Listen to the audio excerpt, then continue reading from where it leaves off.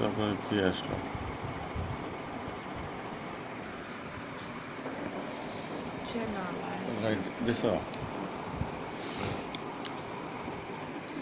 আসসালামু আলাইকুম।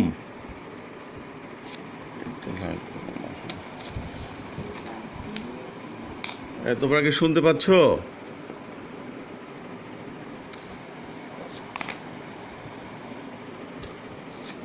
প্রিয় শিক্ষার্থীবৃন্দ, তোমাদেরকে ইসলাম শিক্ষা ক্লাসে স্বাগতম।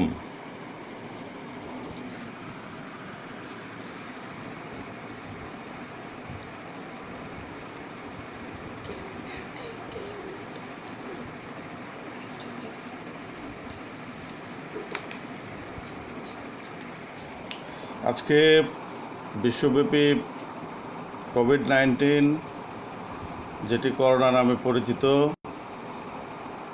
মহামারী আকারে রূপ ধারণ করেছে। এটি থেকে রক্ষা পাওয়ার জন্য স্বাস্থ্য মন্ত্রণালয় কর্তৃক যে নির্দেশনা দেওয়া হয়েছে সেটি আমাদেরকে মেনে চলতে হবে। আশা করি তোমরা সেই নির্দেশনাগুলো মেনে চলছো, সবাই ভালো আছো। দোয়া করি সবাই ভালো থাকো এবং সারা বিশ্বের দেশবাসীর জন্য আমরা দোয়া করি এবং বিশ্বের মুসলমানদের জন্য দোয়া করি। সারা বিশ্বের সকল মানুষের জন্য আমরা দোয়া করি মহান আল্লাহ রাব্বুল আলামিন যেন আমাদেরকে এই মহামারীর হাত থেকে রক্ষা করেন। পবিত্র রমাদান মোবারক হিসেবে আমাদেরকে এই কোভিড-19 তথা করোনার হাত থেকে আমাদেরকে মুক্ত করেন, এই প্রার্থনা করে আজকে আমি আমার পাঠ শুরু করছি। ধন্যবাদ সবাইকে।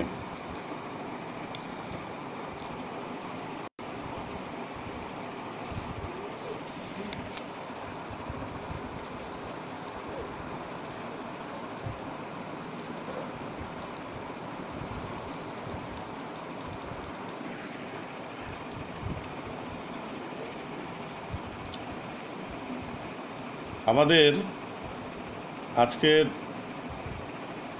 আমরা যে বিষয় নিয়ে কথা বলবো সেটি হচ্ছে, তোমরা তো একাদশ শ্রেণীতে আছো, তোমাদের প্রথম পত্রের ক্লাস হবে। এটির বিষয় কোড হচ্ছে 249, আর আমি তোমাদের সাথে আছি এস.এম. মোহাম্মদ মনিরুল ইসলাম আজাদ, সহকারী অধ্যাপক, ইসলামিক স্টাডিজ বিভাগ, সরকারি বাংলা কলেজ, ঢাকা। আজকের যে বিষয়ে আমরা ক্লাস নেব সেটি হচ্ছে ইসলামের অর্থ ব্যবস্থা।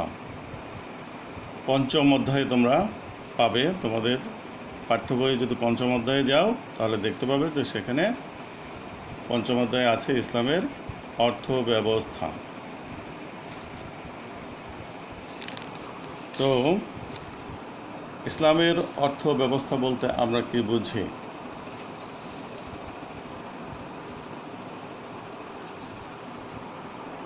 ইসলামী অর্থ ব্যবস্থা হলো অর্থনৈতিক সমস্যা মোকাবিলায় যে অর্থ ব্যবস্থা ইসলামী শরীয়ত তথা কোরআন সুন্নাহ মোতাবেক অর্থনৈতিক নিয়ম নীতি প্রণয়ন ও বাস্তবায়ন করে, তাই হচ্ছে ইসলামী অর্থ ব্যবস্থা। পৃথিবীতে কয়েক ধরনের অর্থ ব্যবস্থা আছে, তোমরা জানো। একটা হচ্ছে পুঁজিবাদী বা ধনতান্ত্রিক অর্থ ব্যবস্থা, যেটি সারা বিশ্বেই বলা যায় প্রচলিত বর্তমান সময়ে। আরেকটা হচ্ছে সমাজতান্ত্রিক অর্থ ব্যবস্থা, একটা বিশেষ কয়েকটি দেশে প্রচলিত। আর যে অর্থ ব্যবস্থা প্রকৃতপক্ষে মানুষকে শান্তি দিতে পারে, সুখ দিতে পারে, সেটি হচ্ছে ইসলামী অর্থ ব্যবস্থা। আজকে আমাদের আলোচনার বিষয় কিন্তু হচ্ছে ইসলামী অর্থ ব্যবস্থা, যেখানে আমরা কথা বললাম যে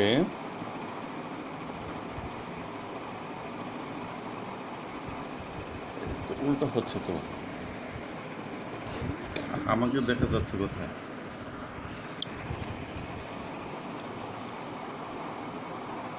ইসলামী অর্থব্যবস্থা কি আমরা আরও ভালো করে যদি আলোচনা করি তাহলে আমি স্মরণ করে দিচ্ছি তোমাদেরকে। অর্থনৈতিক সমস্যা মোকাবিলায় যে অর্থব্যবস্থা ইসলামী শরীয়ত তথা কোরআন সুন্নাহ মোতাবেক অর্থনৈতিক নিয়ম নীতি প্রণয়ন ও বাস্তবায়ন করে তাই হচ্ছে ইসলামী অর্থব্যবস্থা। অর্থাৎ যে অর্থব্যবস্থায় তার নিয়মকানুনগুলো নীতি নির্ধারণগুলো হবে কোরআন এবং সুন্নাহ মোতাবেক এবং সেটি বাস্তবায়ন করা হবে, সেটাই হচ্ছে ইসলামী অর্থব্যবস্থা। এ সম্পর্কে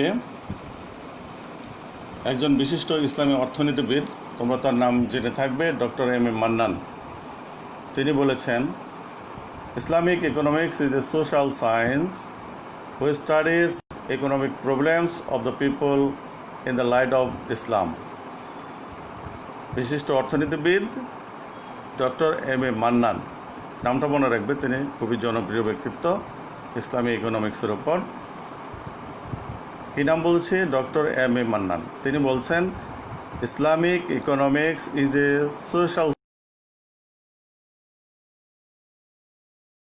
সোশ্যাল সায়েন্স, তার মানে কি সামাজিক বিজ্ঞান, হুইচ স্টাডিজ যা আলোচনা করে বা গবেষণা করে ইকোনমিক প্রবলেমস অর্থনৈতিক সমস্যাসমূহ অফ দ্য পিপল মানুষের in the light of Islam, কিসের আলোকে? ইসলামের আলোকে। তাহলে ইসলামী অর্থনীতি হলো এমন একটি সামাজিক বিজ্ঞান যেখানে মানুষের অর্থনৈতিক সমস্যাবলী ইসলামী বিধান মোতাবেক আলোকপাত করা হয়। ডক্টর এম এ মান্নান কি বললেন? ইসলামী অর্থনীতি হলো এমন একটি সামাজিক বিজ্ঞান যেখানে মানুষের অর্থনৈতিক সমস্যাবলী ইসলামী বিধিবিধান মোতাবেক আলোকপাত করা হয়। আমরা আরও একজন বিশিষ্ট অর্থনীতিবিদের সঙ্গে আলোচনা করব, তিনি হচ্ছেন ইবনে খালদুন। তোমরাও তার নামটি জেনে থাকবে, তিনিও অত্যন্ত সুপরিচিত একজন ব্যক্তিত্ব ইসলামী অর্থনীতির ওপর। ইবনে খালদুন বলেন, ইসলামী অর্থব্যবস্থা হলো আল্লাহ প্রদত্ত ও ইসলামী শরীয়ত নির্দেশিত বিধিনিষেধ রক্ষা করে সম্পদ উপার্জন, ব্যয় ও বন্টনের নীতিমালার জ্ঞান এবং তা বাস্তবায়নের ব্যবস্থা। তিনি কি বললেন? ইসলামী অর্থব্যবস্থা হলো আল্লাহ প্রদত্ত ও ইসলামী শরীয়ত নির্দেশিত বিধিনিষেধ রক্ষা করে। এখানে কিন্তু কয়েকটি কন্ডিশন দিয়ে দেওয়া হয়েছে। কি দিয়েছেন? আল্লাহ প্রদত্ত যে বিধিবিধানগুলো এসছে আল্লাহর নিকট থেকে। বলা হয়েছে ইসলামী শরীয়ত, তার মানে ইসলামী শরীয়ত বলতে কোরআন সুন্নাহ ইজমা কিয়াসের নিয়ম নীতিগুলোকে বোঝানো হয়। তো এগুলোর মাধ্যমে এগুলোকে রক্ষা করে কি করতে হবে? সম্পদ উপার্জন। আমরা কি করি? অর্থনৈতিক বিষয়গুলো উপার্জন করি। কিভাবে করি? বিভিন্ন ব্যবসায়ের মাধ্যমে, বিভিন্ন মাধ্যমে আমরা এগুলো করে থাকি। তো বলা হয়েছে যে এখানে ইসলামী শরীয়ত নির্দেশিত বিধিনিষেধ রক্ষা করে সম্পদ উপার্জন, ব্যয় ও বন্টনের নীতিমালার জ্ঞান এবং তা বাস্তব ব্যবস্থাটাই হচ্ছে ইসলামী অর্থব্যবস্থা। সহজ ভাষায় যদি আমরা বলি তাহলে ইসলামী অর্থব্যবস্থা হলো সম্পদ উপার্জন, উৎপাদন, ব্যয়, বন্টন, ভোগ ও ব্যবহারের ক্ষেত্রে ইসলামী শরীয়তের বিধিনিষেধ মেনে চলা এবং পরস্পর সহযোগিতার ভিত্তিতে মানব কল্যাণে ব্যয় করা।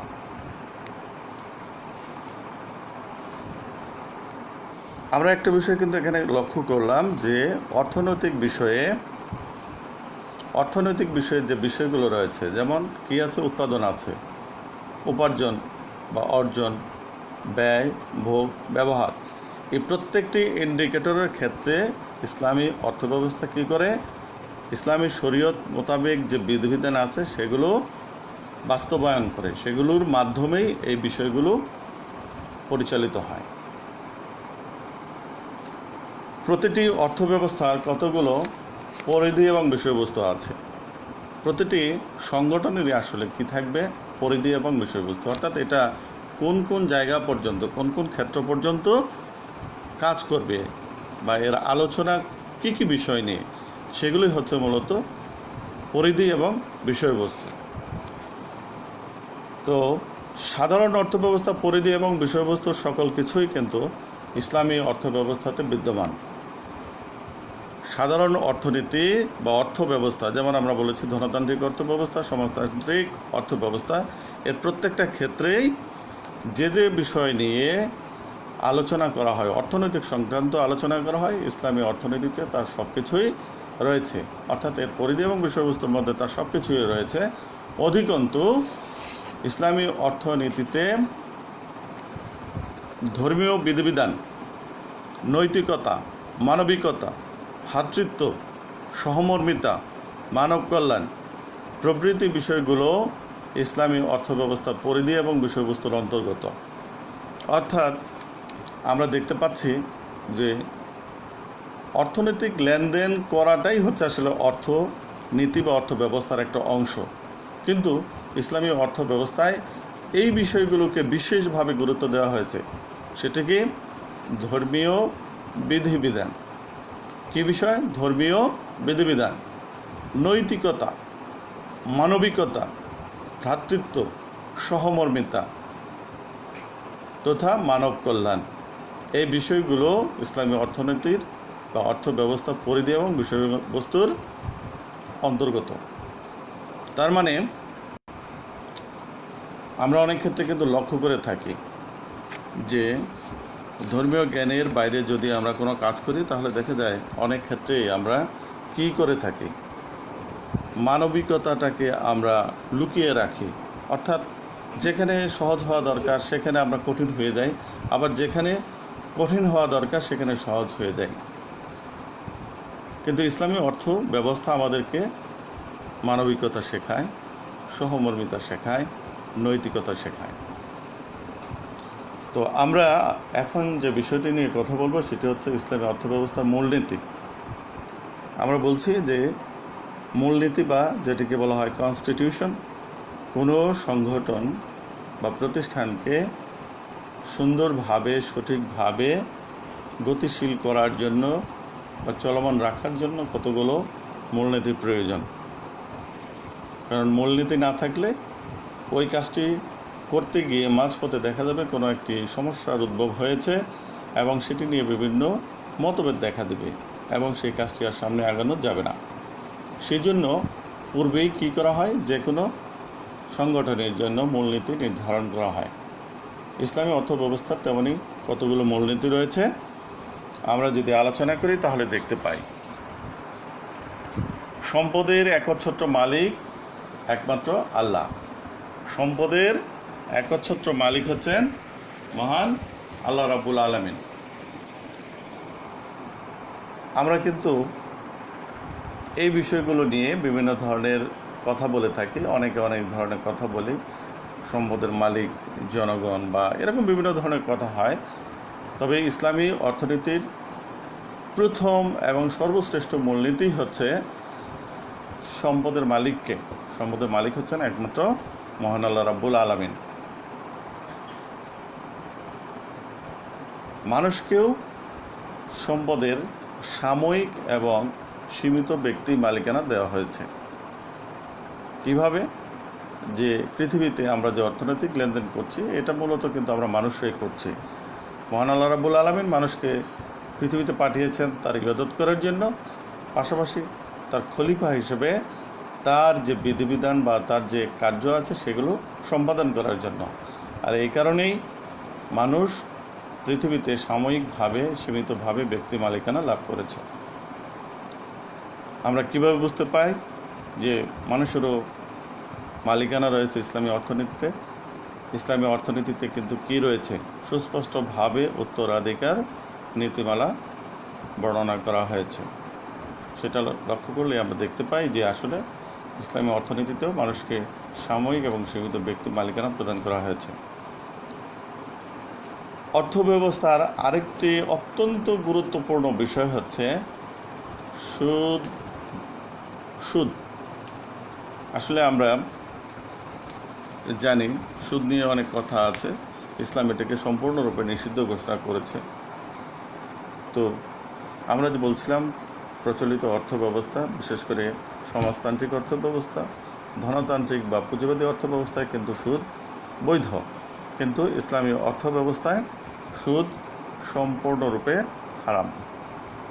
এই হারাম, এটা মহান আল্লাহ রাব্বুল আলামিন এই হারাম ঘোষণা করেছেন। আমরা এই বিষয়ে হয়তো পরে একটু কথা বলবো। আমি সংক্ষেপে মূলনীতিগুলো আলোচনা করছি। জুয়া, প্রতারণা, এমনকি অবৈধ পন্থায় উপার্জন হারাম। ইসলামী অর্থনীতিতে জুয়া, প্রতারণা ও অবৈধ পন্থায় যত ধরনের অবৈধ পন্থা আছে, অর্থাৎ কোরআন হাদিস সমর্থন করে না, এ ধরনের পন্থায় উপার্জন করা হারাম। তোমরা কি আমার কথাগুলো শুনতে পাচ্ছ? শোনা যাচ্ছে তো?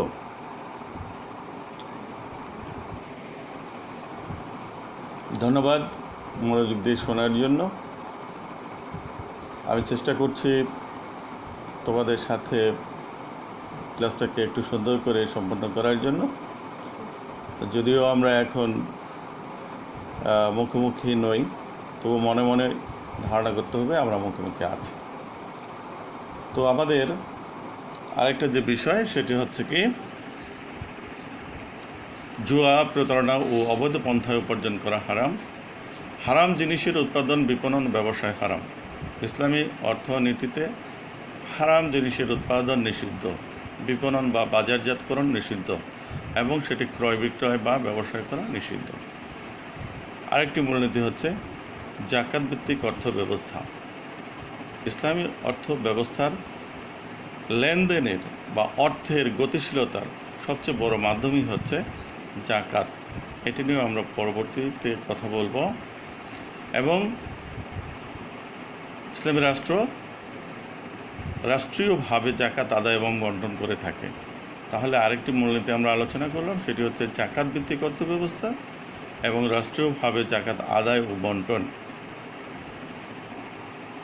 আরও একটি মূলনীতি আছে, সেটি হচ্ছে অত্যন্ত গুরুত্বপূর্ণ, যেটি আমরা মেনে চলি না কিন্তু, কি, যেমন অপচয় এবং অপব্যয় নিষিদ্ধ। ইসলামী অর্থ ব্যবস্থায় কিন্তু অপচয় এবং অপব্যয় নিষেধ। এবং এখানে অর্থনৈতিক সকল কর্মকাণ্ডের মূল লক্ষ্যই হচ্ছে মানব কল্যাণ।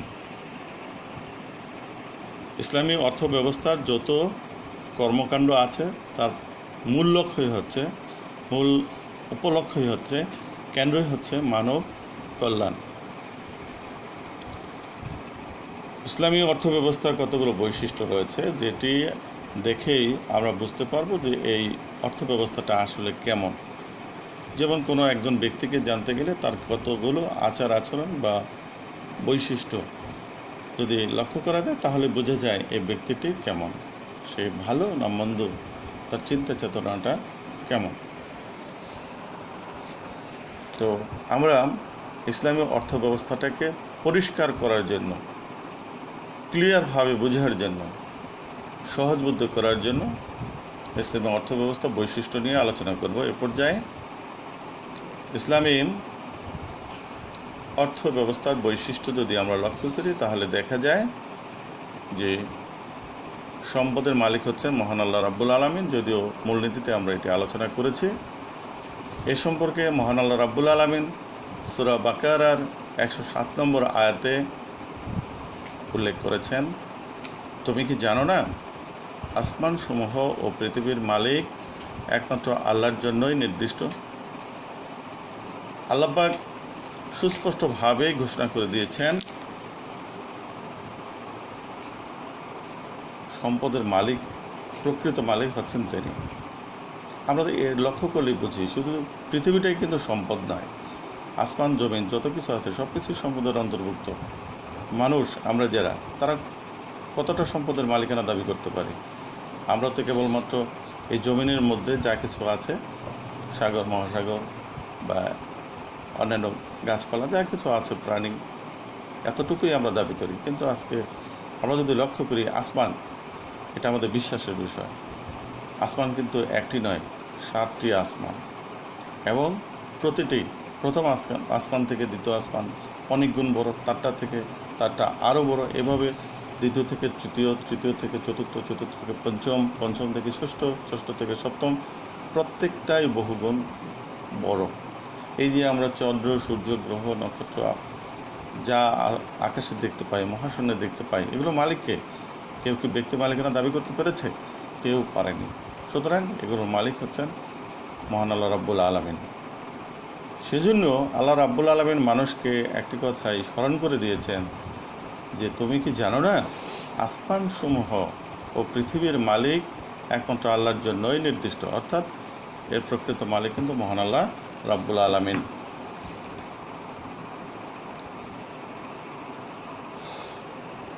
আমরা যদি দ্বিতীয় বৈশিষ্ট্য আলোচনা করি তাহলে দেখতে পাই যে এর দ্বিতীয় বৈশিষ্ট্য হচ্ছে ইসলামী শরীয়ত ভিত্তিক। এই ইসলামী অর্থব্যবস্থাটা ইসলামী শরীয়ত ভিত্তিক। ইসলামী অর্থব্যবস্থা পূর্ণাঙ্গ কাঠামো কোরআন, সুন্নাহ, ইজমা ও কিয়াসের উপর প্রতিষ্ঠিত। ইসলামী শরীয়তের মাধ্যমে বা শরীয়তের ভিত্তিতে ইসলামী অর্থব্যবস্থা পরিচালিত হয়। তো ইসলামী অর্থব্যবস্থা পূর্ণাঙ্গ কাঠামো আমরা যদি লক্ষ্য করি তাহলে দেখা যাবে যে সেটি কোরআন, সুন্নাহ, ইজমা ও কিয়াসের উপর প্রতিষ্ঠিত। আর এই অর্থব্যবস্থা প্রবক্তা হলেন স্বয়ং আল্লাহ তাআলা। মানব কল্যাণে তিনি এই অর্থব্যবস্থাটি হযরত মুহাম্মদ সাল্লাল্লাহু আলাইহি ওয়াসাল্লামের মাধ্যমে পৃথিবীতে প্রবর্তন করেছেন।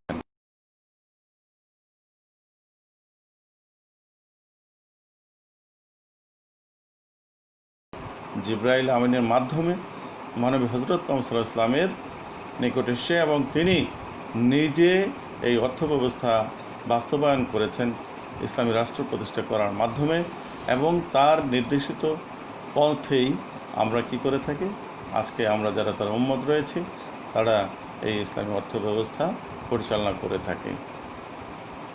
তাই ইসলামী অর্থব্যবস্থায় ইসলামী শরীয়তের কোনো আইন বিরোধী কর্মতৎপরতা গ্রহণযোগ্য নয়। ইসলামী শরীয়তের কোনো আইন বিরোধী কর্মতৎপরতা বা পন্থা বা পদ্ধতি ইসলামী অর্থব্যবস্থায় বৈধ নয়।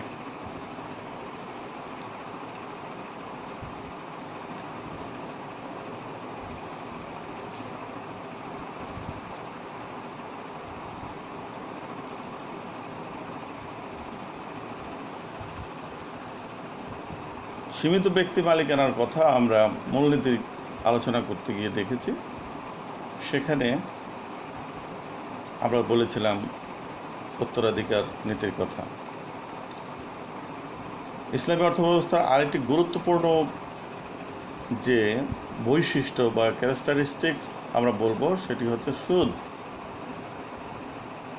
সূরা বাকারার 275 নম্বর আয়াতে মহান আল্লাহ বলেন, আল্লাহ ব্যবসা বলতে আমরা কি বুঝি? ক্রয় বিক্রয়ই হচ্ছে ব্যবসায়।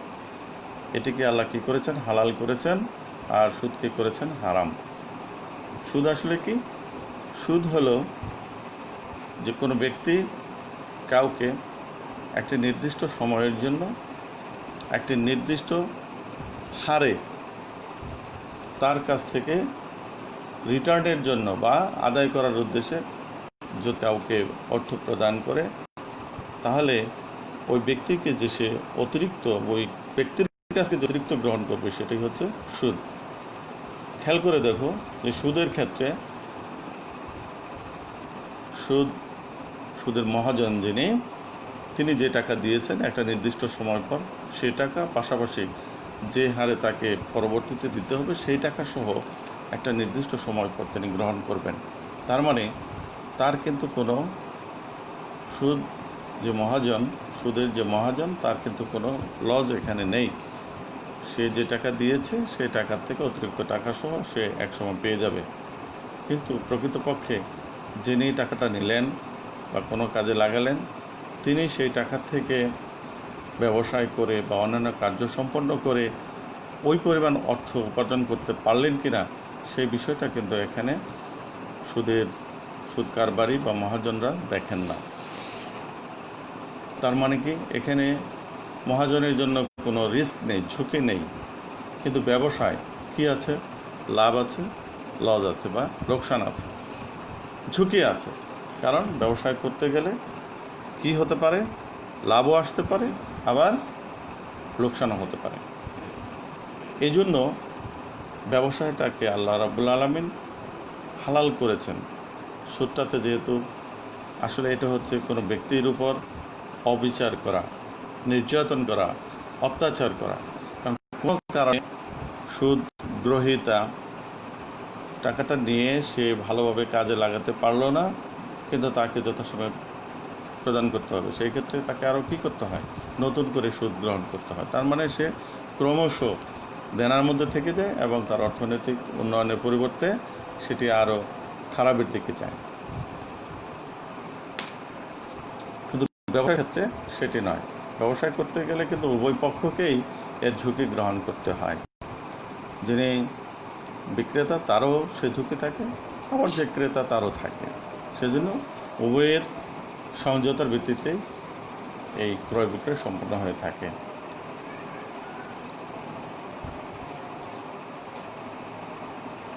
আমরা সীমিত ব্যক্তি মালিকানা এবং উত্তরাধিকার সম্পর্কে বলছিলাম। এটি ইসলামী অর্থব্যবস্থার একটি বৈশিষ্ট্য। এই সম্পর্কে আল্লাহ রাব্বুল আলামিন সূরা নিসার ৭ নম্বর আয়াতে বলেন, তাদের পিতামাতা ও আত্মীয় স্বজনদের রেখে যাওয়া ধন সম্পদে পুরুষদের যেমন নির্দিষ্ট অংশ রয়েছে, নারীদের জন্য নির্দিষ্ট অংশ রয়েছে, যা তাদের পিতামাতা ও আত্মীয় স্বজনরা রেখে যায়। অর্থাৎ আল্লাহ রাব্বুল আলামিন এই আয়াতের মাধ্যমে মানব জাতিকে পৃথিবীতে অর্থনৈতিক ক্ষেত্রে সীমিত ব্যক্তি মালিকানা প্রদান করেছেন এবং উত্তরাধিকার দান করেছেন।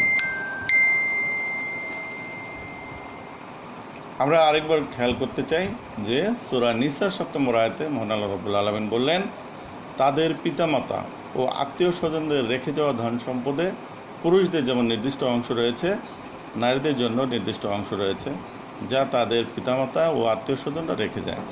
আমরা জানি যে যেমন আমার দাদা যে সম্পত্তির মালিক ছিলেন এক সময়, সেই সম্পত্তির মালিক কিন্তু আমার পিতা হয়েছেন। আবার দেখা যাবে কোনো এক সময় আমি আমার পিতার কাছ থেকে সেই সম্পত্তির মালিকানা পাব। এটাই হচ্ছে সাময়িক এবং সীমিত ব্যক্তি মালিকানা। এবং আরেকটা বিষয় আমরা যদি লক্ষ্য করি, সম্পদ কিন্তু আমাদের সবার ভাগ্যে সবসময় জোটেও না, আবার চিরস্থায়ীও হয় না। অনেকের অনেক সম্পদ থাকে, কিন্তু দেখা যায় সে ধরে রাখতে পারে না, বিক্রি করে শেষ করে দিতে হয়। তার মানে এই কারণে বলা হয়েছে এটি সীমিত এবং সাময়িক ব্যক্তি মালিকানা। তো এখানে একটা কথা আমরা দেখেছি, সেটি হচ্ছে কি যে পুরুষদের যেমন নির্দিষ্ট অংশ রয়েছে, নারীদের জন্য নির্দিষ্ট অংশ রয়েছে। আমরা জানি যে একজন পুরুষ যদি 2 অংশ পায়, তাহলে একজন নারী 1 অংশ পায়। অর্থাৎ পুরুষ যা পায়, নারী তার অর্ধেক পায়। এই বিষয়টি নিয়ে আমরা মিরাসের অধ্যায়ে যদি আলোচনা করি, তাহলে ক্লিয়ার হবে কিভাবে সম্পদের উত্তরাধিকার নীতি আলোচনা করা হয়েছে। আমরা পরবর্তীতে সময় পেলে সেখানে আলোচনা করব। এখন আমরা কথা বলতে চাই আরেকটি বৈশিষ্ট্য নিয়ে, যেটি হচ্ছে অপচয় এবং অপব্যয় নিষিদ্ধ। অপচয় এবং অপব্যয়। অপচয় বলতে যা প্রয়োজন নেই সেটি করা। আরেকটা হচ্ছে অপব্যয়, মানে আমার যেটি প্রয়োজন কিন্তু সেই কাজটি সীমার মধ্যে থাকা। এখন আমরা যখন সীমার বাইরে চলে যাই, তখনই সেটা অপব্যয়ে পরিণত হয়। কোনো একটি কাজ, যেমন আমি যদি একটি জামা তৈরি করতে চাই, তাহলে সেটি 500 টাকাও হতে পারে, 1000 টাকাও হতে পারে, আবার কেউ 50,000 টাকা দিয়েও জামা তৈরি করে থাকে। তো এই ক্ষেত্রে কাজ কিন্তু একটাই, জামা দিয়ে শরীরকে আবৃত করা। এটি হচ্ছে এখানে আমাদের মৌলিক চাহিদা। এই চাহিদাটা পূরণ করার জন্য 500, 1000, 2000, 50,000 এইভাবেও কিন্তু সম্পন্ন করা যাচ্ছে। তো এই ক্ষেত্রে আমরা যদি লক্ষ্য করি, তাহলে দেখা যায় যে এই যে 500 বা 1000 এর উপরে যদি আমরা চলে যাই, বা 1500 টাকায় ধরে নিলাম, এর উপরে যখন আমি বললাম যে 10,000, 20,000, 50,000, এটা আমাদের জন্য কি অপব্যয়, অপচয়। ইসলামী অর্থব্যবস্থা এটি নিষিদ্ধ ঘোষণা করা হয়েছে। মহান আল্লাহ রাব্বুল আলামিন এটি পছন্দ করেন না। এ সম্পর্কে তিনি সূরা ইসরার 27 নম্বর আয়াতে বলেন, কখনো অপব্যয় করো না, কখনো অপব্যয় করো না। নিশ্চয়ই অপব্যয়কারীগণ শয়তানের ভাই। নিশ্চয়ই অপব্যয়কারীগণ শয়তানের ভাই। তার মানে আল্লাহ রাব্বুল আলামিন সুস্পষ্টভাবে পবিত্র কোরআনে উল্লেখ করে দিলেন যে তোমরা অপব্যয় করো না, আর অপব্যয় যে করে সে হচ্ছে শয়তানের ভাই। তো শয়তানের কোনো কাজ মহান স্রষ্টার কাছে কি নয়, গ্রহণযোগ্য নয়। শয়তান কখনোই মহান আল্লাহ রাব্বুল আলামিনকে সন্তুষ্ট করতে পারে না, আর সন্তুষ্ট করতে পারে না বলেই, তার হুকুম মেনে চলে না বলেই তাকে সে শয়তান হয়ে গেছে। সুতরাং আমরা কেউ এমন কাজ করব না যে কাজটি শয়তানি কাজের অন্তর্ভুক্ত হবে এবং মহান স্রষ্টার অসন্তুষ্টির কারণ হবে। সেজন্য আমাদেরকে কী করতে হবে, সর্বদা অপচয় থেকে বেঁচে থাকতে হবে। আমরা ইসলামী অর্থব্যবস্থা আরেকটি গুরুত্বপূর্ণ বৈশিষ্ট্য নিয়ে কথা বলবো। এটি একটি বিস্তারিত বিষয়, এটি আমরা দ্বিতীয় যদি কোনো ক্লাস পাই সেখানে বিস্তারিত কথা বলবো। সেটি হচ্ছে জাকাত ভিত্তিক অর্থব্যবস্থা। জাকাত সম্পর্কে তোমরা জেনে থাকবে, কারণ এটি মূলত মুসলমানদের পক্ষ থেকেই কোনো মুসলমানকে প্রদান করা হয়। জাকাত শব্দের অর্থ কী? আমরা জানি জাকাত শব্দের অর্থ হচ্ছে বৃদ্ধি বা পবিত্রতা। অর্থাৎ জাকাত প্রদান করলে অর্থের বৃদ্ধি হয় এবং অর্থ পবিত্র হয়, ব্যক্তিও পবিত্র হয়। তো এ সম্পর্কে মহান আল্লাহ রাব্বুল আলামিন সূরা বাকারার 43 নম্বর আয়াতে বলেন, সালাত কায়েম করো এবং জাকাত আদায় করো। প্রকৃতপক্ষে জাকাত সম্পর্কে পবিত্র কোরআনের বহুবিধ জায়গায় মহান আল্লাহ রাব্বুল আলামিন বারবার ঘোষণা দিয়েছেন এবং সেটি সালাতের সাথেই অনেকবার বলেছেন, সালাত কায়েম করো এবং জাকাত আদায় করো। আসলে সালাতের কথাটা এখানে এসছে, এটা কিন্তু আমাদের প্রথম কাজ। দৈনিক 5 ওয়াক্ত সালাত আমাদেরকে আদায় করতে হয়। কায়েম করা মানে যথাযথভাবে প্রতিষ্ঠা করা, অর্থাৎ এই কাজটি মহানবী সাল্লাল্লাহু আলাইহি ওয়াসাল্লাম যেভাবে সম্পন্ন করেছেন সেভাবেই সম্পন্ন করা হচ্ছে কায়েম করা। এবং সালাতের উদ্দেশ্য হচ্ছে অশ্লীলতা থেকে বিরত থাকা। তো আমরা যারা সালাত কায়েম করি তাদের কিন্তু মূল লক্ষ্য থাকবে তাদের মাধ্যমে যেন কোনোভাবেই কোনো ধরনের অশ্লীল চিন্তা ভাবনা কর্মকাণ্ড পরিচালিত না হয় বা প্রকাশিত না হয়। আর যদি সেটি না হয় তবেই সালাতের মাধ্যমে বান্দার সাথে মহান আল্লাহ রাব্বুল আলামিনের যে সংযোগের কথা বলা হয়েছে সেটি সম্পন্ন হবে। পবিত্র রমজান মাস চলছে, আমরা বেশি বেশি করে সালাত কায়েম করব, যথাসময়ে সালাত কায়েম করব এবং পবিত্র রমজান মাসে যে কোনো জিনিস বা দান সাদাকা যেগুলো রয়েছে, জাকাত রয়েছে, সেটা বহুগুণে বৃদ্ধি পায়। যে কোনো কাজ, যে কোনো ইবাদতমূলক কাজই বহুগুণে বৃদ্ধি পায়। সুতরাং আমরা কি করে থাকি, সাধারণত মুসলমানরা রমজান মাসে জাকাত আদায় করে থাকি। তো যথাযথভাবে আমরা কি করব, জাকাত আদায় করব। জাকাত মূলত কিন্তু এটা মহান আল্লাহ রাব্বুল আলামিনের নিকট থেকে হুকুম, এটা কিন্তু ব্যক্তির কোনো নিজস্ব অর্থ নয়। মহান আল্লাহ রাব্বুল আলামিন স্পষ্ট করে বলে দিয়েছেন যে ধনীদের সম্পদে দরিদ্রদের হক রয়েছে এবং সেটি নির্দিষ্ট করে দেওয়া হয়েছে। আমরা যদি জাকাতের ক্ষেত্রে আলোচনা করি সংক্ষেপে, তাহলে বলতে হবে যে কী পরিমাণ সম্পদ থাকলে একজন ব্যক্তি জাকাত প্রদান করবে। এটা তোমাদের জানার আমি মনে করি যে আলোচনার বিষয়, বা তোমরা চিন্তা করতে পারো, প্রশ্ন করার চিন্তা করছো বলে আমার কাছে মনে হচ্ছে।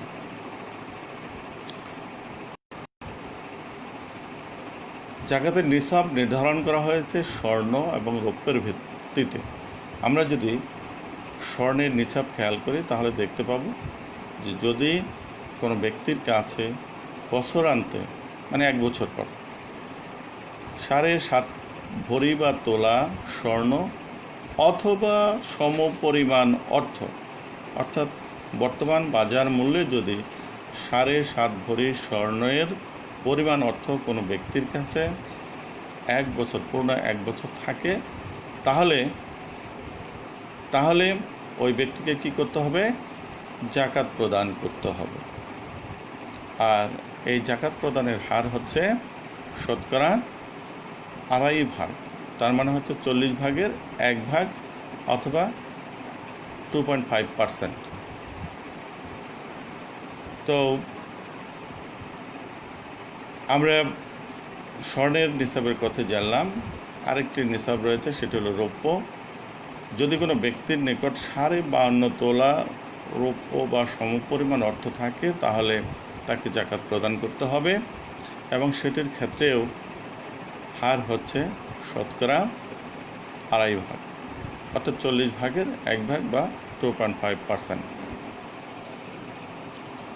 আমরা পরবর্তী সেশনে জাকাত নিয়ে বিস্তারিত আলোচনা করব, কারণ এত বড় বিষয় শেষ করা যাবে না।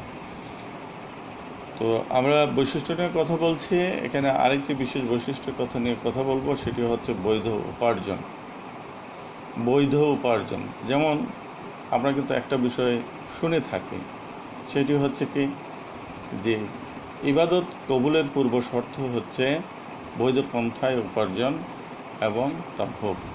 বৈধ পন্থায় উপার্জন এবং তা ভোগ করা। মহান আল্লাহ রাব্বুল আলামিনের কাছে যদি আমি প্রার্থনা করি এবং সেটি যদি কবুল হতে হয়, তাহলে অবশ্যই আমাকে কি করতে হবে? বৈধ পন্থায় উপার্জন করতে হবে। আর ইসলাম এই বিষয়ে নির্দেশ প্রদান করেছে। মহানবী সাল্লাল্লাহু আলাইহি ওয়াসাল্লাম এ সম্পর্কে বলেন, হালাল রুজি অন্বেষণ করা ফরজ ইবাদতের পর আরেকটি ফরজ ইবাদত। মহানবী সাল্লাল্লাহু আলাইহি ওয়াসাল্লাম হালাল উপার্জনের উপর বিশেষ গুরুত্ব আরোপ করেছেন এবং তিনি বলেছেন, হালাল রুজি অন্বেষণ করা ফরজ ইবাদতের পর আরেকটি ফরজ ইবাদত। আমরা জানি যে হালাল পন্থায় হালাল উপার্জন ছাড়া যদি আমরা কিছু ভক্ষণ করি, তাহলে তার মাধ্যমে আমরা যে কাজই করি না কেন, ইবাদতমূলক যে কাজই করি না কেন, সেটি কিন্তু মহান স্রষ্টার কাছে গ্রহণযোগ্য হবে না। আর এই কারণেই আমরা দোয়া করলেও অনেক সময় দেখা যায় যে সে দোয়া মনে হয় যেন আল্লাহ রাব্বুল আলামিনের কাছে পৌঁছে না। আমরা আক্ষেপ করে থাকি, এত করে বলছি কিন্তু আমার কথা তো আল্লাহ রাব্বুল আলামিন শুনছেন না। কিন্তু সেখানে তো মাহাত্ম্য রয়েছে। তাৎপর্যটা হতে হবে, আমি যদি কষ্ট করেও জীবন যাপন করি, মুসলিমের কথা আল্লাহ রাব্বুল আলামিন দ্রুত শোনেন। কেন শোনেন? সেখানে কোনো পর্দা থাকে না, খুব দ্রুত মহান স্রষ্টার কাছে তার প্রার্থনা পৌঁছে যায়। কারণ মজলুম সে সৎপন্থায় উপার্জন করে তার জীবন নির্বাহ করে থাকে। তা আমাদেরকে এখান থেকে যে শিক্ষাটা গ্রহণ করতে হবে সেটি হচ্ছে আমরা সর্বাবস্থায় হালাল উপার্জন করব। আমাদের উপার্জনের কোনো ক্ষেত্রে হারাম কিছুকে আমরা গ্রহণ করব না। আর যদি সেটা করি তাহলে কিন্তু আমাদের এই দুনিয়াবি হয়তো ফায়দা হবে, আখিরাতে কিন্তু সেই ফায়দাটা আমরা পাবো না। আমরা আরও একটি বৈশিষ্ট্য নিয়ে কথা বলবো ইসলামী অর্থব্যবস্থার, সেটি হচ্ছে সম্পদহীনদের অধিকার। ইসলামী অর্থনীতিতে দুস্থ এবং অসহায়দের সাহায্য সহযোগিতা করার জন্য নির্দেশ প্রদান করা হয়েছে। ইসলামী অর্থব্যবস্থায় দুস্থ এবং অসহায়দেরকে সহযোগিতা করার জন্য নির্দেশ প্রদান করা হয়েছে। পবিত্র কোরআনের সূরা মাআরিজের 24 এবং 25 নম্বর আয়াতে মহান আল্লাহ তাআলা বলেন, তাদের সম্পদে, তাদের কারা? বিশ্বাসী, যারা বিশ্বাসী, ঈমান এনেছে, যারা মুমিন বা মুসলমান, তাদের সম্পদে এমন সব লোকদের সুনির্দিষ্ট অধিকার রয়েছে যারা চায়, যারা সোয়াল করে, আমরা তাদেরকে ভিক্ষুক হিসেবে জানি, এবং যারা বঞ্চিত। এমন অনেকে আছে যারা আসলে হাত পাতে না, কিন্তু তারা তাদের মৌলিক চাহিদাটা পূরণ করতে পারে না। যেমন এই যে বর্তমানে যে কোভিড-19 বা করোনা চলছে, এখানে কিন্তু সরকার মহোদয় যারা দুস্থ, দরিদ্র, অসহায়, তাদের মাঝে কিন্তু খাবার বিতরণের ব্যবস্থা করেছেন জনপ্রতিনিধির মাধ্যমে এবং আইনশৃঙ্খলা বাহিনীর মাধ্যমে বা সেনাবাহিনীর মাধ্যমে, যেভাবে বিভিন্নভাবে হচ্ছে। তো সেখানে সরকার মহোদয় কিন্তু বারবার বলেছেন, যারা হাত পাততে পারে না, যারা চাইতে পারে না, তাদেরকেও তালিকা করতে হবে এবং তাদের কাছেও খাবার পৌঁছে দিতে হবে। তো এই শিক্ষাটা আমরা পেয়েছি কোত্থেকে? ইসলাম থেকে পেয়েছি, যে মহান আল্লাহ রাব্বুল আলামিন সূরা মাআরিজের 24 এবং 25 নম্বর আয়াতে বলেন, তাদের মানে যারা মুসলমান, তাদের সম্পদে। এখন তাদের বলতে কাদের সম্পদ বোঝানো হয়েছে? ধনীদের সম্পদ। ধনী বলতে আমরা কাদেরকে বুঝি? যাদের নিসাব পরিমাণ সম্পদ রয়েছে বা তার থেকে বেশি সম্পদ রয়েছে তাদেরকে ধনী বলা হয়। তাহলে ধনীদের সম্পদে এমন সব লোকদের সুনির্দিষ্ট অধিকার রয়েছে যারা চায়, যাদেরকে আমরা বলি ভিক্ষুক, এবং যারা বঞ্চিত তাদেরকে কি করতে হবে? এই অর্থ দিয়ে সাহায্য করতে হবে।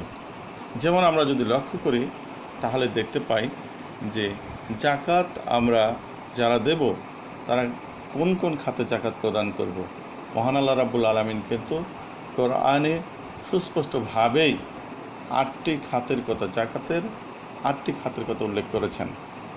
আমরা সেই 8টি খাতে জাকাত প্রদান করতে পারি। সেই খাতগুলোর দিকে যদি আমরা লক্ষ্য করি তাহলেই দেখা যায় যে ইসলাম আসলে দুস্থ এবং অসহায়দের জন্য সহযোগিতার ব্যবস্থা করেছে কিনা। যেমন আমি যদি বলি জাকাতের খাতগুলো কি, তাহলে লক্ষ্য করলে আমরা দেখতে পাই যে ফকির, মিসকিন, জাকাত আদায় এবং বন্টন কাজে নিয়োজিত কর্মচারী, যাদের মনতুষ্টির বা মন আকর্ষণ করার প্রয়োজন, অর্থাৎ আমরা বর্তমানে যদি লক্ষ্য করি এদেরকে নও-মুসলিম হিসেবে আমরা চিনতে পারি। ঋণগ্রস্ত ব্যক্তিকে জাকাত প্রদান করতে হবে।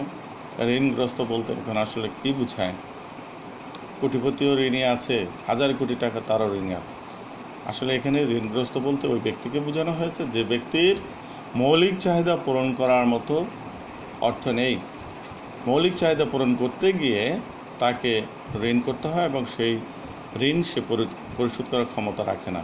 ওই ব্যক্তিকে জাকাতের অর্থ দিয়ে সহযোগিতা করা যাবে। আরেকটি খাত আছে, সেটি হচ্ছে ফি সাবিলিল্লাহ বা আল্লাহর রাস্তায় ব্যয় করা। ফি সাবিলিল্লাহ বা আল্লাহর রাস্তায় ব্যয় করা অর্থাৎ ইসলামী রাষ্ট্রে যারা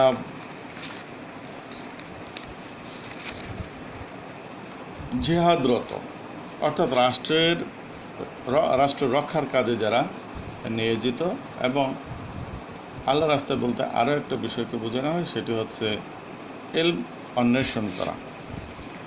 আরেকটা হচ্ছে ইলম অন্বেষণ করা, যারা প্রকৃত ইসলামিক জ্ঞান অন্বেষণের জন্য রাস্তায় থাকে, মানে অন্বেষণ করার জন্য থাকে, সেই অন্বেষণ করা পর্যন্ত তাদেরকে কি করা যায়? জাকাতের অর্থ দিয়ে সহযোগিতা করা যায়। আরেকটি খাতের এখানে দেখা যায়, সেটি হচ্ছে দাস মুক্তি।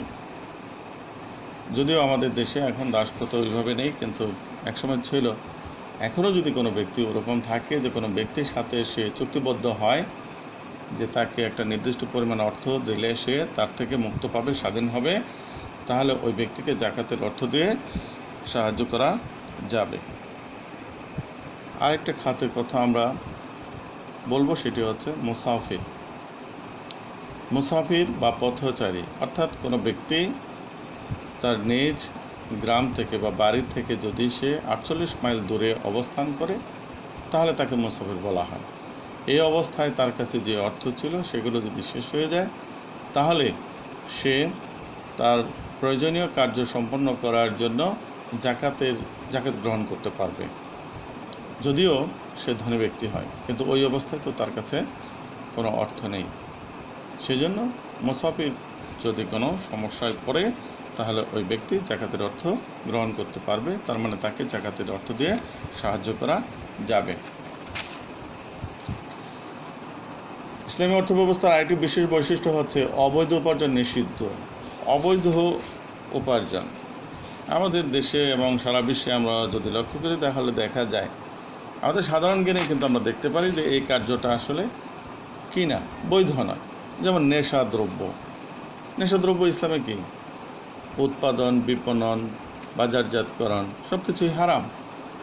তো আমাদের দেশে বা সারা বিশ্বে আমরা লক্ষ্য করি নেশাদ্রব্য কী রয়েছে? চলছে, উৎপাদনও চলছে, বাজারজাত চলছে, ভোগও হচ্ছে, সেবনও হচ্ছে। তো ওরকম আরও অনেক ধরনের কর্ম আছে যেগুলো ইসলাম নিষিদ্ধ করেছে, সেসবের মাধ্যমে কিন্তু উপার্জন নিষিদ্ধ। যেমন এই সম্পর্কে মহানবী সাল্লাল্লাহু আলাইহি ওয়াসাল্লাম বলেন, কুকুরের মূল্য, গণকবৃত্তির উপার্জন এবং প্রস্টিটিউশন, এগুলো উপার্জন হালাল নয়। রাসূলুল্লাহ সাল্লাল্লাহু আলাইহি ওয়াসাল্লাম বলেন কুকুরের মূল্য, অর্থাৎ কুকুর কেনা বেচা এটা বৈধ না। গণকবৃত্তি বলতে আমরা কি বুঝি? ওই যে হাত দেখে বলে যে এই আসলে যদি এগুলো মানুষ সঠিক বলতে পারতো তাহলে গণক ব্যক্তি সে তো নিজের ক্ষেত্রেই, তাহলে অনেক সময় আমরা কী করে দিই, তার নিজের ক্ষেত্রেই সে সঠিক কথা বলতে পারে না, এবং কী কাজ করলে পরে হঠাৎ করেই কোটিপতি হওয়া যায়, বিলিয়নিয়ার, মিলিয়নিয়ার, ট্রিলিয়নিয়ার হওয়া যায়, তাহলে কিন্তু সেটা হয়ে যেত। বাস্তবে আমরা কি দেখি, তারা কিন্তু সেই দরিদ্রের মতোই রাস্তাঘাটে ওই বসে লোকজনের হাত দেখে। আসলে এটা হচ্ছে একটা প্রতারণা। তো ইসলাম এটাকে নিষিদ্ধ ঘোষণা করেছে। ইসলাম কিন্তু কোনো প্রতারণাকে বৈধ করে না, বা এটা সিদ্ধ নয়। সেজন্য মহানবী সাল্লাল্লাহু আলাইহি ওয়াসাল্লাম অবৈধ উপার্জন নিষিদ্ধ করেছেন, এবং তিনি বলেছেন কুকুরের মূল্য, গণকবৃত্তির উপার্জন এবং বেশ্যাবৃত্তির উপার্জন হালাল নয়। এটা আবু দাউদ শরীফের হাদিস, 3486 নম্বর হাদিস। এটি হচ্ছে আবু দাউদ শরীফের হাদিস, যেটি হচ্ছে 3486 নম্বর হাদিসে এটি উল্লেখ করা হয়েছে। তো শিক্ষার্থীবৃন্দ, আসলে হয়তো তোমরা কিছুটা কী বলবো, অস্থিরতা বোধ করছো। আসলে শুধু এক পক্ষেই বলছি। তো তোমরা যদি কিছু প্রশ্ন করতে পারতে হয়তো বা ভালো লাগতো। তো এটা বাসায় বসে সেভাবে সম্ভব হচ্ছে না। তো তারপর ধৈর্য ধরে আমার কথাগুলো শোনার জন্য আমি তোমাদেরকে ধন্যবাদ জানাচ্ছি। আর কিছুটা সময় তোমরা ধৈর্য ধরে আমার কথাগুলো শুনবে, এবং তোমাদের এই পাঠটি তোমাদের পাঠ্য বই গিয়ে ভালো করে তোমরা একটু পড়বে, কারণ এটি আমাদের মানব জীবনের সাথে, ব্যবহারিক জীবনের সাথে ওতপ্রোতভাবে জড়িত। এটা আমাদের ডানে বামে, সামনে পিছনে যে কোনো সময় এগুলো প্রয়োজন হয়, এবং আমাদের জীবন পরিচালনা করার জন্য এগুলো অত্যন্ত জরুরি বিষয়। কেননা আমাদেরকে একদিন না একদিন মরতে হবে, মহান স্রষ্টার কাছে সেই হাসরের ময়দানে জবাবদিহি করতে হবে, এবং সেখানে বিচারের মাধ্যমেই কিন্তু ভালো কাজ যদি আমাদের থাকে, বেশি থাকে, তাহলেই কেবলমাত্র আমাদেরকে জান্নাত, সেই মহান স্রষ্টার যে পবিত্র সুখময় স্থানের কথা মহান আল্লাহ রাব্বুল আলামিন বলেছেন, আমরা সেটি পাবো। অন্যথায় কিন্তু আমাদেরকে সেই দুঃখময় শাস্তিময় স্থান জাহান্নামে যেতে হবে। আমরা কিন্তু প্রকৃতপক্ষে কেউ চাই না জাহান্নামে যেতে। চাই কি? জাহান্নামে যেতে চাই। প্রকৃতপক্ষে আমরা সবাই জান্নাতে যেতে চাই। আর যদি আমরা জান্নাতে যেতে চাই, তাহলে আমাদের বাস্তব জীবনে কিন্তু এই যে ইসলামী অর্থব্যবস্থা যে সমস্ত বৈশিষ্ট্যের কথা আমরা আলোচনা করছি, এগুলো আমাদেরকে মেনে চলতে হবে। আমরা আরেকটি অর্থ ব্যবস্থার বৈশিষ্ট্য কথা এখানে জানবো, সেটি হচ্ছে আল্লাহর রাস্তায় ব্যয় করা। মানব কল্যাণে এবং ফি সাবিলিল্লাহ তথা আল্লাহর রাস্তায় সম্পদ ব্যয় করা এই অর্থ ব্যবস্থার একটি অন্যতম বৈশিষ্ট্য। অর্থাৎ এই জন্য আমরা কি করি, দেখবে যে স্কুল, কলেজ, মাদ্রাসায়, এতিমখানায় আমরা কিন্তু অর্থ সহায়তা করে থাকি।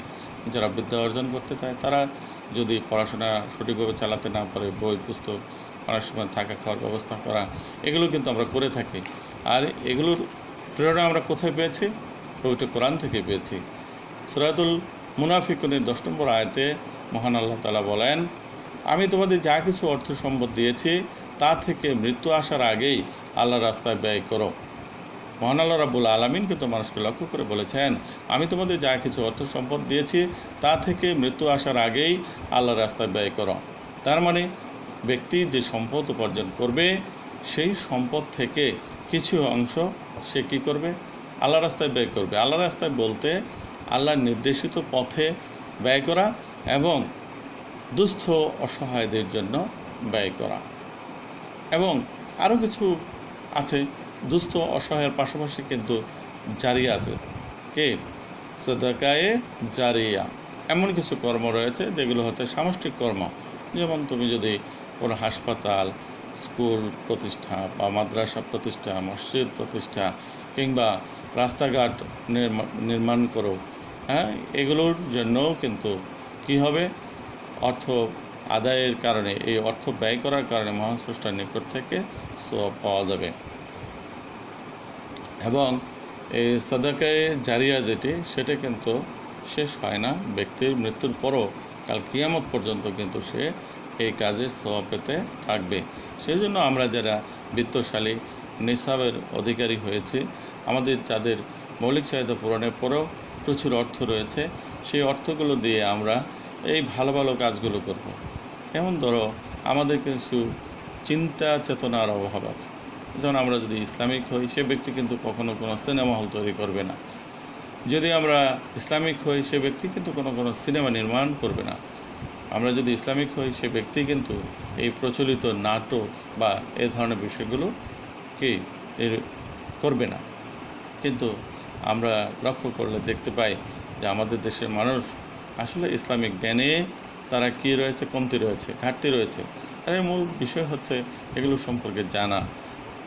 প্রকৃতপক্ষে যদি রাষ্ট্রীয়ভাবে এই বিষয়গুলো সম্পর্কে জানানোর বা সচেতনতামূলক প্রচার কার্য নিয়ত করত, আমার মনে হয় যে আমরা যারা সাধারণ মানুষ এই জ্ঞান থেকে বাইরে আছি, তারা এই জ্ঞানগুলো লাভ করতে পারতাম এবং আমাদের চিন্তা চেতনাগুলো পরিশুদ্ধ হতো।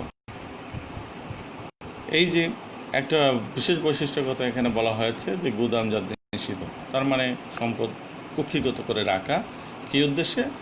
দাম বাড়ানোর উদ্দেশ্যে।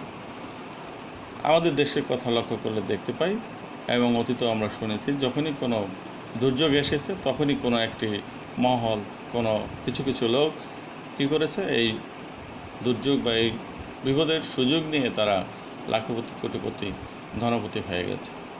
এবারও কিন্তু আমরা সেটাই দেখেছি, যে জিনিসটার দাম 10 টাকা সেটা বাজারে সংকট তৈরি করে তারপরে সেটার দাম 100, 200, 250 এভাবে নিয়েছে। এই চালের কথাই বলো বা অন্যান্য, আসলে যোগানের ঘাটতি নেই, যোগান যথেষ্ট রয়েছে, বাজারে আছে বা মিল কারখানায় রয়েছে, কিন্তু আমরা কি করেছি, সেগুলোকে গুদামে ভিতরে ঢুকিয়ে বলছি যে সম্পদ বা এই পণ্য কম এবং যেমন খুশি তেমন দাম আমরা কি করেছি, ছেড়ে দিয়েছি বাজারে। তবে আসার কথা হলো, আমাদের মাননীয় সরকার, সদাশয় সরকার কি করেছেন, ম্যাজিস্ট্রেট বা অন্যান্য এজেন্সি, ভোক্তা অধিকার সংরক্ষণের জন্য যে এজেন্সি রয়েছে, তাদের মাধ্যমে সময় সময় তারা কী করছেন, বিভিন্ন বাজারে বা হাটে গিয়ে অভিযান চালাচ্ছেন এবং তার মাধ্যমে এই বাজার ব্যবস্থা কিছুটা নিয়ন্ত্রণ রয়েছে। তো আমরা দেখতে পাই এই শিক্ষাগুলো কিন্তু মূলত আমরা কোত্থেকে এসছে, ইসলাম থেকে এসছে এবং ইসলামী অর্থব্যবস্থার এটি একটি বিশেষ বৈশিষ্ট্য যে পণ্য কী করা যাবে না, গুদামজাত করা যাবে না। কী উদ্দেশ্যে? দাম বাড়ানোর উদ্দেশ্যে। এটি মানব কল্যাণ বিরোধী কাজ। রাসূল সাল্লাল্লাহু আলাইহি ওয়াসাল্লাম এটিকে নিষেধ করেছেন। তিনি বলেন, পাপাত্তা ছাড়া কেউ গুদামজাত করে না। এখানে যে ব্যক্তি গুদামজাত করে তাকে কিন্তু রাসূল করিম সাল্লাল্লাহু আলাইহি ওয়াসাল্লাম পাপাত্তা, তার মানে শয়তানের সাথে কী করেছেন, একজন নরকবাসীর সাথে তুলনা করেছেন। আমরা কিন্তু প্রকৃতপক্ষে কেউ নরকবাসী হতে চায় না। সুতরাং এই কথাগুলো থেকে আমাদের মনে রাখতে হবে যে অসৎ উদ্দেশ্যে, অসৎ পথের মূল্য বৃদ্ধির উদ্দেশ্যে আমরা কোনো পণ্য গুদামজাত করব না। তবে আমাদের যদি উৎপাদন অনেক বেশি হয়, সেটি সংরক্ষণের উদ্দেশ্যে গুদামজাত করা যাবে এবং বাজারে চাহিদা মোতাবেক সেটি সরবরাহ করতে হবে এবং দাম সঠিকভাবে চাইতে হবে। তো এই বিষয়গুলোর দিকে যদি আমরা লক্ষ্য করি, তাহলে আমাদের কাছে খুবই ভালো লাগে যে ইসলাম শান্তি ধর্ম কেন বলা হয়েছে। এর প্রতিটা পদচারণায় কিন্তু মানুষের কল্যাণ, মানবের কল্যাণ নিয়েই আলোচনা করা হয়েছে। আমরা যতগুলো বৈশিষ্ট্যের বিষয়ে এখানে কথা বললাম, আমরা দেখতে পেলাম যে তার প্রত্যেকটি মানুষের কল্যাণের জন্যই এসেছে এবং অকল্যাণকর, মানুষের জন্য অকল্যাণকর কোনো পন্থাই ইসলামী অর্থব্যবস্থায় শুদ্ধ নয়। আমরা আরও একটি গুরুত্বপূর্ণ বৈশিষ্ট্য নিয়ে কথা বলবো, যেটি নিয়ে আমাদের বাস্তব সমাজের সাথে এই বিষয়টি জড়িত। আমরা এই জ্ঞানের অভাবে কিন্তু কি করে থাকি, এর সঠিক ব্যবহার করছি না। একটু সদিচ্ছা থাকলেই আমরা সেটা করতে পারি। যেমন সেই বৈশিষ্ট্যটা কি, সেটি হচ্ছে শ্রমিকের অধিকার। আসলে কোনো কার্য সম্পাদন করার জন্য শ্রমিকের প্রয়োজন হয়। শ্রমিক মানে যাদেরকে দিয়ে কোনো কার্য করা হয় তারাই তো শ্রমিক। আমরা অনেকে সেটাকে মুনিও বলে থাকি। তো আমরা যাকে দিয়ে কাজ করাবো তার সাথে আমাদের একটা চুক্তি থাকবে, সেই চুক্তি মোতাবেক কার্য সম্পন্ন করার পর তাকে সেটি প্রদান করব। এটাই আসলে ইসলামে আমাদেরকে শিক্ষা দিয়েছে যে ইসলামী অর্থব্যবস্থায় শ্রমিকের ন্যায্য অধিকার প্রতিষ্ঠা করা হয়েছে। রাসূল সাল্লাল্লাহু আলাইহি ওয়াসাল্লাম শ্রমিককে তার প্রাপ্য অংশ হতে বঞ্চিত করতে নিষেধ করেছেন। তিনি বলেন, কিয়ামতের দিন আল্লাহ তিন ব্যক্তির বিরোধী থাকবেন। তিনি বলছেন কিয়ামতের দিন আল্লাহ তিন ব্যক্তির বিরোধী থাকবেন। এদের মধ্যে একজন হলো যে ব্যক্তি কোনো মজদুর নিয়োগ করলো এবং তার থেকে কাজ পুরোপুরি আদায় করলো অথচ তার পারিশ্রমিক দিল না। তাহলে এখানে মহানবী সাল্লাল্লাহু আলাইহি ওয়াসাল্লাম কী বললেন? যে ব্যক্তি কোনো মজদুর নিয়োগ করলো, অর্থাৎ শ্রমিক নিয়োগ করেছে এবং তার থেকে কাজ আদায় করে নিয়েছে, কিন্তু সে তার পারিশ্রমিক দিল না, এই ব্যক্তির প্রতি কিন্তু আল্লাহ অসন্তুষ্ট থাকবেন। আর আল্লাহ যদি কারোর প্রতি অসন্তুষ্ট থাকেন তাহলে তার কিন্তু কোনো উপায় নেই, একমাত্র স্থান কিন্তু তার জাহান্নামে যেতে হবে। সেই জন্য এই কথাগুলো আমাদের মনে রাখতে হবে। আমরা যারা শ্রমিক নিয়োগ করি তাদেরকে যথাযথভাবে যথাসময়ে কার্য সম্পন্ন হওয়ার পর তাদের চুক্তিকৃত অর্থ প্রদান করব। আজকে যদি আমরা সেটা করি তাহলে কিন্তু আমরা এই যে টিভিগুলোতে দেখতে পাই যে সেই উত্তরা, গাজীপুর বা বিভিন্ন জায়গায় শ্রমিকরা আন্দোলন করছে তাদের 1 মাস, 2 মাস, 3 মাসের বেতনের জন্য। এই অনাকাঙ্ক্ষিত বিষয়গুলো, চিত্রগুলো, এই সিনারিওগুলো কিন্তু আমাদেরকে দেখতে হয় না। আসলে আমরা যদি ইসলামী নিয়ম নীতিগুলো অনুসরণ করি, মেনে চলি, তাহলে কিন্তু একটি সমাজ প্রকৃতপক্ষে সুন্দর সমাজে পরিণত হয় এবং হবে ইনশাআল্লাহ। আমরা সেই প্রত্যাশা করব। মহানবী সাল্লাল্লাহু আলাইহি ওয়াসাল্লাম এ সম্পর্কে আরও বলেন যে তোমরা শ্রমিককে তার মজুরি দিয়ে দাও তার ঘাম শুকানোর আগে। এটি ইবনে মাজাহ হাদিস 2443 নম্বর হাদিসে এটি আলোচনা করা হয়েছে। তোমরা শ্রমিককে তার মজুরি দিয়ে দাও ঘাম শুকানোর আগে। তার মানে কতটা গুরুত্ব দেওয়া হয়েছে শ্রমের মূল্য পরিশোধ করার ক্ষেত্রে। কাজ শেষ হওয়ার সাথে সাথে তাকে এই মজুরি প্রদান করতে বলা হয়েছে। কিন্তু আসলে আমরা কি করি? অনেক সময় তাদেরকে মজুরি প্রদান করতে গিয়ে গড়িমসি করি। আর এতে করে আমরা মনে করি যে 1 মাসের বেতন যদি পরবর্তী মাসে দেওয়া যায় তাহলে সেই অর্থটা তো ব্যাংকে রেখে সেখান থেকে কিছু সুদ পাওয়া যাবে, অতিরিক্ত অর্থ আদায় করা যাবে, তার মাধ্যমে সে আরও কিছু করতে পারবে। আসলে এটি দুঃখজনক। এই ধরনের চিন্তা করা যাবে না। আমাদেরকে দ্রুতই কার্য সম্পন্ন হওয়ার সাথে সাথে শ্রমিকের মজুরি পরিশোধ করতে হবে।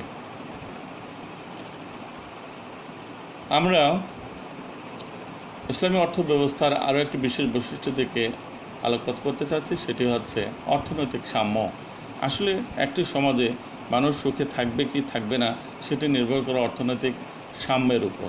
অর্থাৎ অর্থ যদি শুধু কেবলমাত্র কোনো একটি বিশেষ শ্রেণীর কাছে থাকে এবং কোনো একটি শ্রেণীর কাছে যদি অর্থ না থাকে তাহলে সেখানে কিন্তু সবসময় হাই হাই খাই খাই অবস্থা বিরাজ করবে।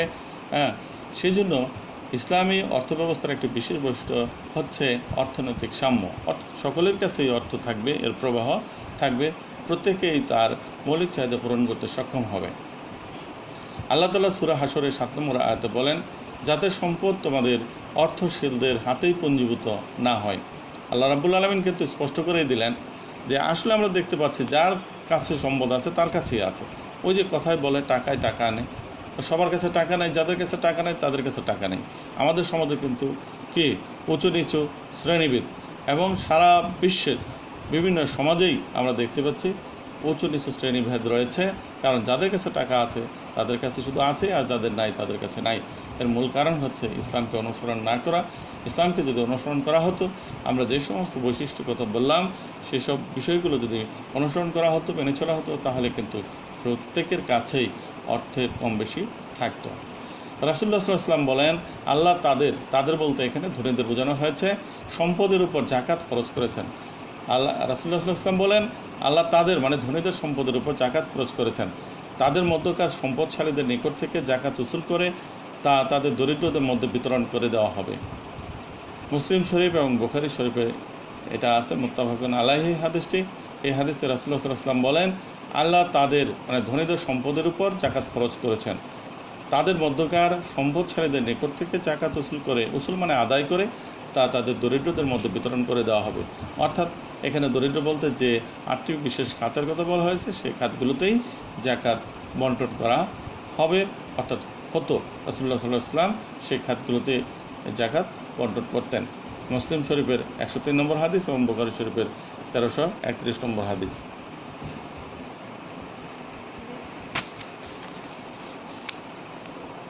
আমরা আরও একটি বিশেষ বৈশিষ্ট্য নিয়ে কথা বলবো।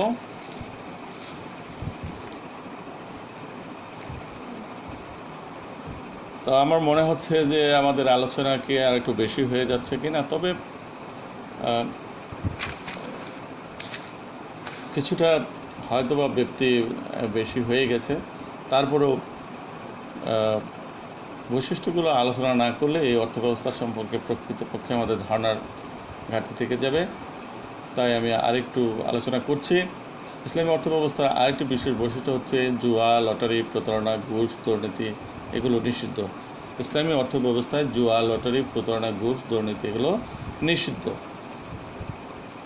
তো এ সম্পর্কে সূরা মায়েদার 90 নম্বর আয়াতে মহান আল্লাহ তাআলা বলেন, অবশ্যই মদ, জুয়া, মূর্তি পূজার বেদী ও ভাগ্য নির্ণায়ক স্বর ঘৃণ্য বস্তু, শয়তানের কার্য। সুতরাং তোমরা তা বর্জন করো, যাতে তোমরা সফল কাম হতে পারো। আমরা একটা জিনিস খেয়াল করি, যতগুলো বিষয় নিয়েই আমরা কথা বলছি তার প্রত্যেকটা বিষয় সম্পর্কেই কিন্তু মহান আল্লাহ রাব্বুল আলামিন সুস্পষ্ট ঘোষণা দিয়েছেন। অর্থাৎ এগুলো আমাদের উপর ফরজ করে দিয়েছেন পালন করার জন্য। যেটা নিষেধ করেছেন সেই কাজটি কিন্তু আমাদের করা যাবে না, আর যে কাজগুলো আমাদের করতে বলেছেন সেগুলো করতে হবে। আর সেটি যদি আমরা করি তাহলে আমাদের সমাজ সুন্দর হবে। তাহলে আমরা বলছি জুয়া, লটারি, প্রতারণা, ঘুষ, দুর্নীতি নিষিদ্ধ, অথচ আমাদের সমাজের দিকে লক্ষ্য করলে দেখতে পাই এগুলো ব্যাপকভাবে প্রচলিত রয়েছে।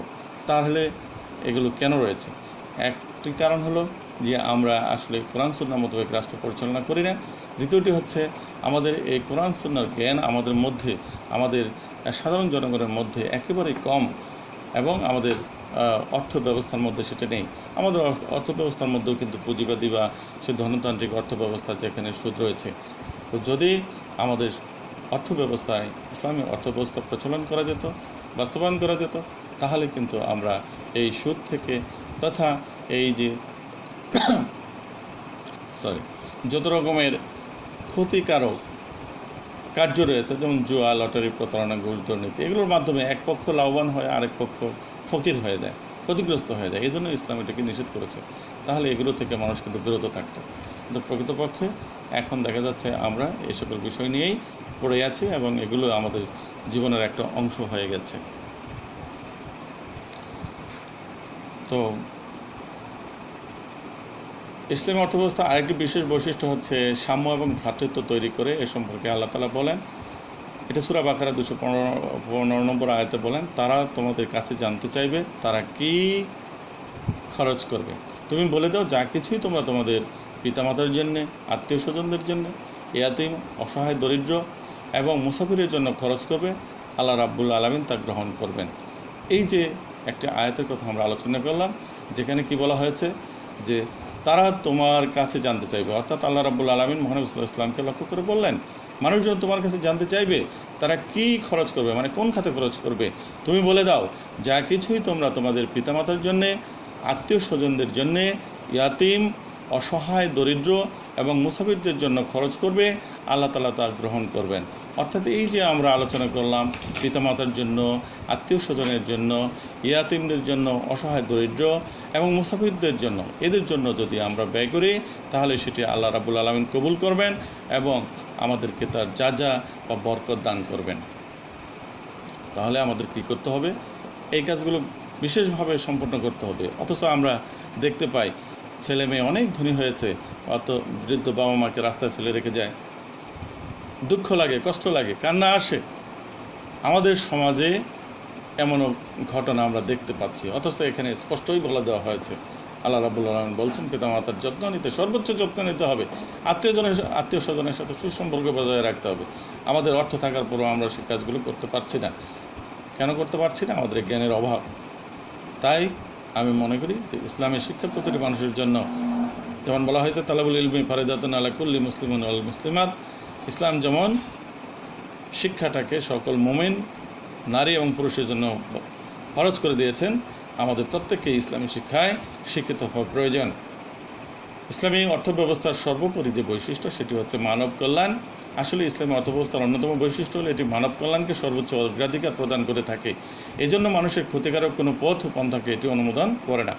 যেমন সুদ, ঘুষ, চুরি, ডাকাতি, ছিনতাই, দুর্নীতি সহ যাবতীয় রাষ্ট্র ও সমাজবিরোধী কর্মকাণ্ডের মাধ্যমে অর্থ উপার্জনকে নিষিদ্ধ ঘোষণা করেছে। সুতরাং ইসলামী অর্থব্যবস্থা একটি প্রগতিশীল, মানবদরদী এবং জনকল্যাণমূলক অর্থব্যবস্থা। এর মাধ্যমে মানুষের অর্থনৈতিক দুর্দশা দূর হয়।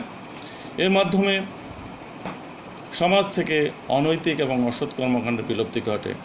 সুষ্ঠু ও সমতাভিত্তিক সমাজ কায়েমের জন্য ইসলামী অর্থব্যবস্থা এক অব্যর্থ হাতিয়ার। এবং আবারও বলবো, সুষ্ঠু ও সমতাভিত্তিক সমাজ কায়েমের জন্য ইসলামী অর্থব্যবস্থা এক অব্যর্থ হাতিয়ার। ধন্যবাদ সবাইকে। আজকের আলোচনায় যারা অংশগ্রহণ করেছেন, যারা মনোযোগ দিয়ে ধৈর্য ধরে আমার কথাগুলো শুনেছেন, তাদের সকলের প্রতি আমি কৃতজ্ঞতা প্রকাশ করছি এবং আশা করছি এই আলোচনার বিষয়বস্তুগুলো আমরা আমাদের বাস্তব জীবনে প্রতিষ্ঠিত করব, বাস্তবায়ন করব, মেনে চলব। তবেই মহান আল্লাহ রাব্বুল আলামিন আমাদেরকে একটি সুখী সমৃদ্ধ সমাজ দান করবেন, সুন্দর জীবন দান করবেন, সুন্দর পরিবার দান করবেন। আখিরু দাওয়ানা আনিল হামদুলিল্লাহি রাব্বিল আলামিন। আসসালামু আলাইকুম ওয়া রাহমাতুল্লাহি ওয়া বারাকাতুহু।